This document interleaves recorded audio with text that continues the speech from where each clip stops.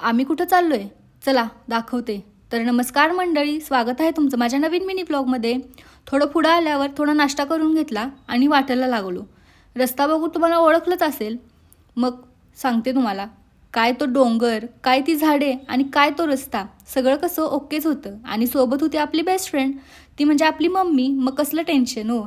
तर चला, रस्ता बघून कळालंच असेल तुम्हाला आम्ही कुठं चाललोय ते.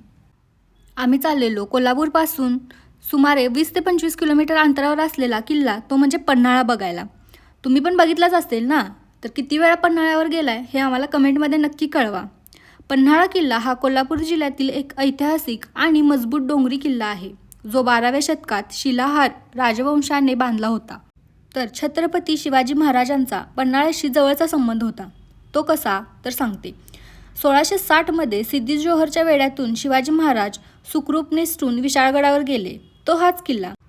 आणि हा किल्ला सह्याद्रीच्या रांगेत वसलेला असून ट्रेकिंग आणि पर्यटनासाठी प्रसिद्ध आहे. सगळ्यात आधी आम्ही गेलो तबक उद्यानामध्ये आणि जातानाच एवढं छान सगळं होतं की तिथं थोडे फोटो घेतले. आणि पुढं आलो तर तिथं होता किल्ल्यावरचा पूर्ण मॅप आणि त्यावर सगळं काही मेन्शन केलेलं. तुम्ही बघूच शकताय व्हिडिओमध्ये. तिथून थोडं पुढं गेल्यावर बघूच शकताय कसला भारी व्ह्यू आहे ना. तर छान अशी झाडं होती आणि आम्ही जिथं उभारलेलो तिथं खाली बरोबर ना जुन्या काळातील विहीर होती आणि खूप मोठी होती ती विहीर. मग तिथं पण थोडे काही फोटो घेतले आणि पुढे आलो. मग पुढं आल्यावर तिथं काय तुम्हाला माहितीच आहे, गार्डन आहे. आणि आम्हाला तिथं माकडं पण दिसली आणि एक कुत्रं होतं जे माकडांच्या मागं लागलेलं.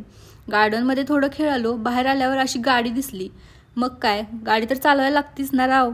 मग गाडी चालवली आणि मम्मीचे फोटो घेतले. तिथनं पुढं आम्ही गेलो सज्जा कोठीला, शिक्षा देण्याची जागा. एवढंच माहिती आहे ना आपल्याला, पण नाही. सज्जा कोठी म्हणजे किल्ल्याच्या कारभाराची मुख्य जागा, जिथे महत्त्वाचे निर्णय घेतले जात आणि प्रशासकीय कामकाज चालत असत. मग तिथं थोडे फोटो घेतले. तर हा आहे वीर बाजीप्रभू देशपांडे यांचा पुतळा, जो की पन्हाळ्याच्या एंट्रन्सलाच आहे. तुम्ही बघूच शकताय. तिथनं पुढं जेवण वगैरे केलं आणि पन्हाळ्यावर गेलो आणि झुणका भाकरी खाणं नाही असं होणारच नाही. फक्त व्हिडिओची क्लिप घ्यायला विसरली होती.